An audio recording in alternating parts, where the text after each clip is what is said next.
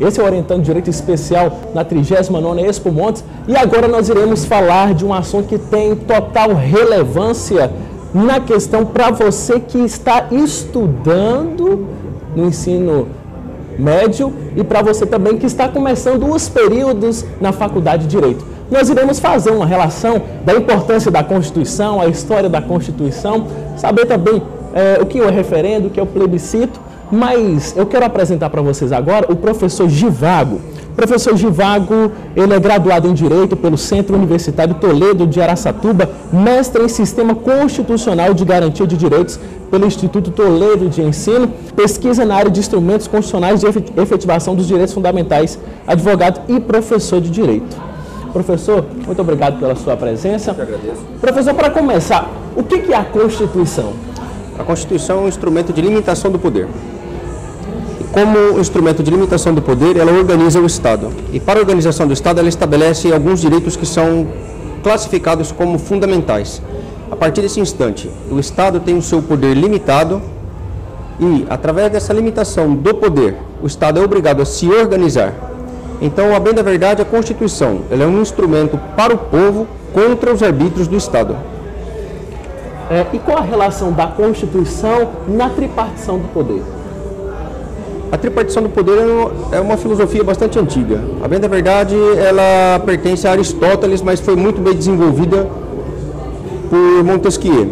A tripartição dos poderes significa que um poder deve controlar o outro poder. Isso já vem de Aristóteles, ele dizia que somente o poder controla o poder.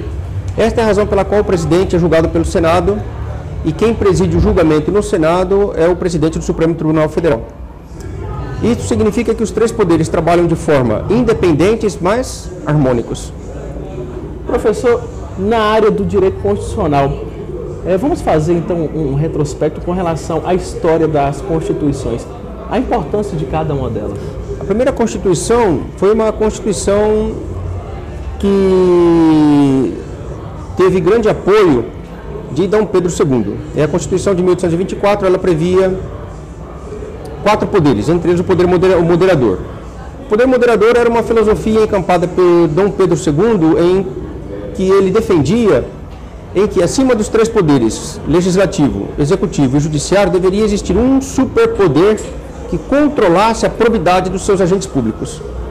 A segunda Constituição foi a Constituição de 1891, sob forte influência do regime americano, trazido para o Brasil através de Rui Barbosa. Inclusive era chamada República Federativa dos Estados Unidos do Brasil? Isso, a Constituição da República dos Estados Unidos do Brasil. Esse nome manteve também na Constituição de 1934. A Constituição de 1934 se chamava Constituição dos Estados Unidos do Brasil. Foi entregue por uma Assembleia Nacional Constituinte, mas o grande problema é que, como ela tinha forte característica americana, ela não se adaptava ao regime brasileiro. Por tal razão, em 1937, Getúlio Vargas revoga a Constituição de 1934 e entrega para o povo a Constituição de 1937, concentrando o poder nas mãos do Congresso Nacional e nas mãos do Poder Executivo. Essa Constituição de 1937 cai e em 1946 nós temos uma nova Constituição, que também se chamava Constituição dos Estados Unidos do Brasil. Essa Constituição era um pouco mais liberal, mas ela era ainda insegura, tendo em vista que nós estávamos no auge da Guerra Fria. Para aplacar este auge da Guerra Fria, em 1964 os militares tomam o poder e que nós não podemos reclassificá-lo como ditadura. A bem da verdade, tratava-se de manutenção do capitalismo contra a investida do socialismo no leste europeu. Neste sentido, foi entregue para o povo uma Constituição, a Constituição de 1967, mas ela também era um pouco lacônica naquilo que se tratava de direitos fundamentais. Ela também se chamava Constituição dos Estados Unidos do Brasil. Em 1969 é promulgada a emenda, outorgada a emenda constitucional número 1, que aí altera até o nome da Constituição, passa a se chamar Constituição da República Federativa do Brasil. Essa emenda permanece até a Constituição de 1988, quando ela foi revogada. E a partir daí nós tivemos este nome que acabou se sedimentando, Constituição da República Federativa do Brasil, de 5 de outubro de 1988. E quais são as inovações da Constituição de 88? Muitas, inúmeras. Antes de mais nada, ela começa com um título que é jusfundamentalista. Logo no artigo 1º, no inciso 3º, ela trata da dignidade da pessoa humana.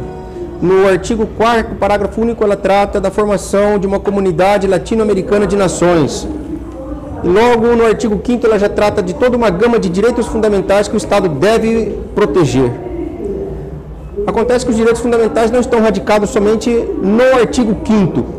Ele está distribuído praticamente em toda a Constituição. Analisa-se os direitos fundamentais não pela sua formalidade, pelo fato de estar inserido no direito, na Constituição. Analisa-se os direitos fundamentais através do seu conteúdo. Com isso, nós encontramos direitos fundamentais na área do direito econômico, quando diz que uma das finalidades do poder econômico é justamente promover o bem-estar e a dignidade humana. Por que a Constituição de 1988 é considerada uma Constituição cidadã? Esse nome foi cunhado em razão do fato dela entregar para o povo um material que possuía uma gama muito grande de direitos fundamentais. Então, era uma Constituição para o povo, para o cidadão. Esta expressão Constituição Cidadã se deve a Ulisses Guimarães, e ela é chamada de cidadã porque é uma Constituição voltada para proteger os direitos do cidadão. Professor, nós fomos aqui no parque e perguntamos às pessoas o que é referendo, o que é plebiscito, se elas sabem o que é a Constituição. Então nós vamos agora ver as respostas do pessoal aqui presente.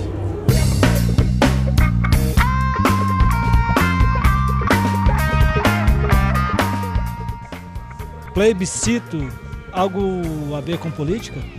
Plebiscito, referendo? Bom, plebiscito, que eu saiba, é algo parecido com coisa de política.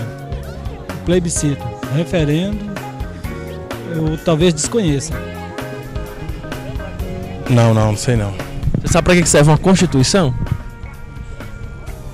Acredito que seja para leis sobre leis, né? As leis do Brasil, né? As constituintes, né? Não. Para que serve uma Constituição? Para mudar o sistema, né? Ah, menino. Me dizer qual é a diferença de plebiscito e referendo? Eu não tô lembrada agora, não. Mas você sabe para que serve o plebiscito e o referendo? Plebiscito é a aprovação de uma lei. E o referendo é para que a gente possa aprovar a aprovação de uma lei. É algo assim. Diferença de plebiscito e referendo? Não, sei não. Você sabe para que serve uma Constituição? Constituição, sei, para regular coisas, né? Para elaborar leis, né? Uma Constituição. Amigo, sei não. Você sabe para que serve uma Constituição? Para que serve a Constituição? É um conjunto de normas a serem seguidas. Professor, e aí, o que é o plebiscito, o referendo e a consulta popular? O plebiscito é uma autorização que o Congresso pede para poder trabalhar determinada matéria, como ocorreu com a monarquia e o presidencialismo, o parlamentarismo e o sistema presidencialista. O plebiscito tinha a finalidade de decidir se o Congresso Nacional estava autorizado a trabalhar a monarquia ou a república, o parlamentarismo ou o presidencialismo. Se o povo dissesse sim à monarquia, então o Congresso Nacional trabalharia a nossa Constituição dentro de um sistema monárquico. Se o povo dissesse sim ao parlamentarismo, então o Congresso Nacional estava autorizado a trabalhar a nossa Constituição dentro de um regime parlamentarista. Já o referendo tem outra conotação, o referendo é o contrário.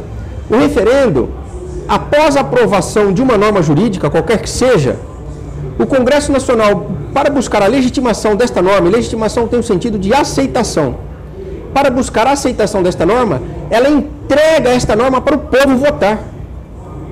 Então o povo está referendando um ato do poder legislativo. Isto é um referendo, a lei já está pronta, mas para sua legitimidade, para sua aceitação, o povo é convocado a dizer sim ou não para esta lei. Já o plebiscito não. O plebiscito, o povo concede uma autorização para que o Poder Legislativo possa trabalhar determinadas matérias.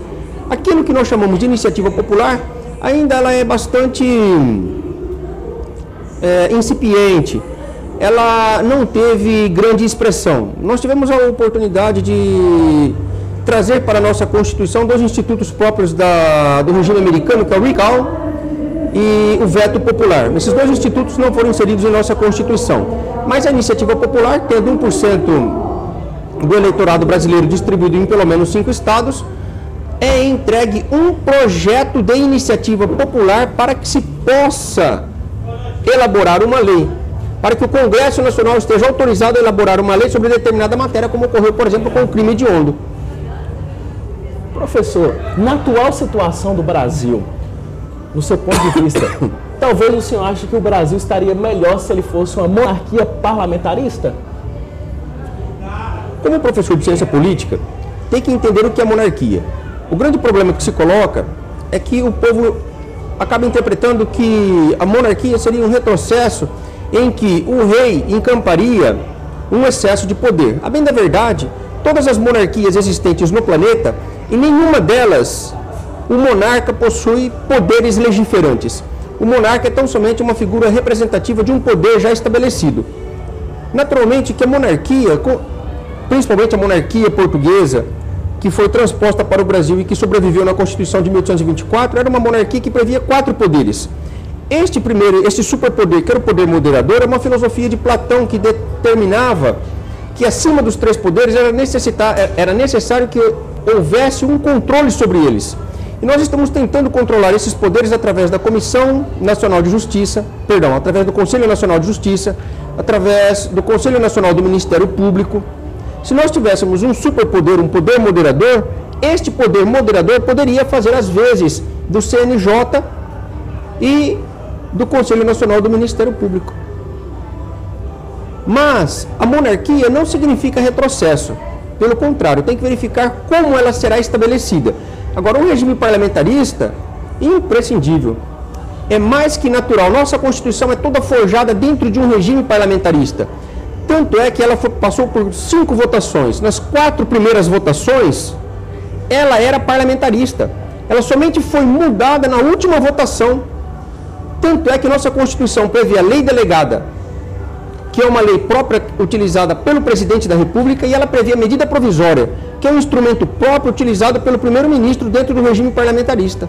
Então, se nós quisermos mudar a nossa Constituição para um regime parlamentarista, ela já está toda formatada, arquitetada e, inclusive, geograficamente distribuída os seus dispositivos para que nós formemos um Estado parlamentarista. Professor, nós temos agora a participação do João Paulo através do Facebook. Foge um pouquinho, mas tem a ver com o primeiro bloco. Ele pergunta, doutor Givago, poderia fazer um paralelo entre os protestos que estão ocorrendo hoje e o movimento dos caras pintadas?